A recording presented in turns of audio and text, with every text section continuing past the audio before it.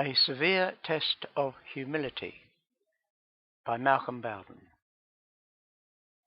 When a person finds themselves in any difficult situation and seeks advice and counseling, they usually begin by blaming other people for their situation. It does not take long to realize that at the very heart of their situation is their pride in one or more of its very subtle yet powerful forms. Many will say, "I am not a proud person," yet they will also say, "You have to stand up for yourself in this world." In a way, this is right.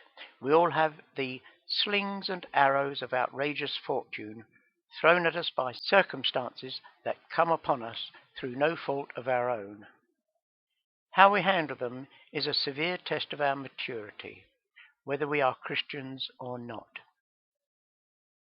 Pride is the most powerful yet subtle sin that was recognized by the early fathers as the cardinal sin of them all. We can recognize pride in other people, but can we see it in ourselves? Let me put to you a severe test of just whether there is any pride still in your heart. Imagine that you are with a group of friends, and quite unexpectedly one of them begins to mock you, ridicule, and make fun of something you did, and all the others start laughing at you and following his lead. It is almost certain that if you do not explode with anger there and then at least you will go home feeling deeply hurt and very resentful to that person and angry with the rest of your friends. In this confrontation, what is really happening? It is best illustrated by a picture. Here you are, and here comes the arrow of ridicule straight at you. When it strikes home, you find it deeply wounding, and you explode with anger. You are angry because you are saying to yourself, "Who does he think he is? How dare he criticize me and make fun of me, so publicly, in front of all these people as well?" Why should it wound you so deeply? Surely it is because of the pride that is deeply embedded in every one of us. It is our pride that reacts so violently to any snub, ridicule, mocking, insults, etc. How should we handle such incidents when they happen? And they most certainly will. Even though no one else may realize what you are feeling as a result of such events, whether large or small, we can feel huge resentment. How then should we take it all? Surely it is by getting rid of our pride. If we are able to do this, and we never succeed fully, then this will be the result. Here comes the arrow of ridicule again. But this time it passes right through us and out the other side without harming us. Why is this? Because there is no pride in us that it can wound. So now, let us relive the situation. Can you stand there and take their ridicule without exploding or even flinching? Can you take it completely calmly? This is surely a real test of a person's maturity. How well would you fare in such a situation? How easily do you explode?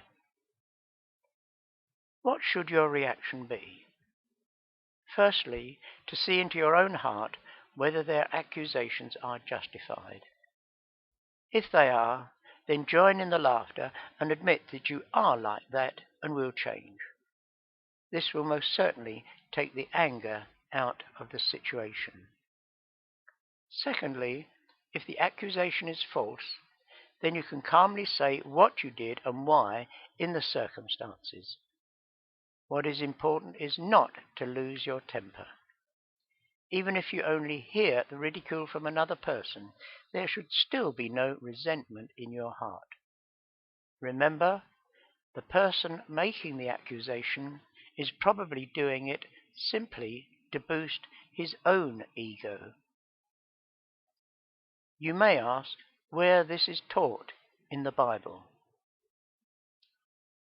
2,000 years ago, in an upper room, see what a man who was the exact representation of God on earth was doing. He was washing the feet of his disciples. This was a job reserved for the lowest of the slaves. A few hours later, he was stripped and nailed to a cross, spat upon, mocked, ridiculed, and taunted to come down if he was really God. Yet with all these unjust insults and accusations, what was his response? He cried out, "Father, forgive them, for they know not what they do." If this is the response of God himself to mocking and ridicule, surely we also should be like that to any unjust criticisms that people may make about us. If we have a clear conscience, then we have only to remember that it is not our friends or our Christian brothers or our church elders to whom we have to answer to, but God himself. And he will judge with perfect justice because he knows everything about us. He has a blinding searchlight that will shine into the very darkest part of our souls. Anything wrong will be burnt out like wood, hay, or stubble, as we are warned in 1 Corinthians 3:11-15, so that only the pure gold in our life is left, and then we will enter an eternity with a perfect, glorious, and loving God. So let me ask a final question or three. How do you take criticisms, mocking, and ridicule? How clear is your conscience? How much pride is still lurking in your soul? At the present time, only you can answer such searching questions. Surely we should be prepared to burn out the dross in our lives before we finally face God, when it will be too late to make any changes.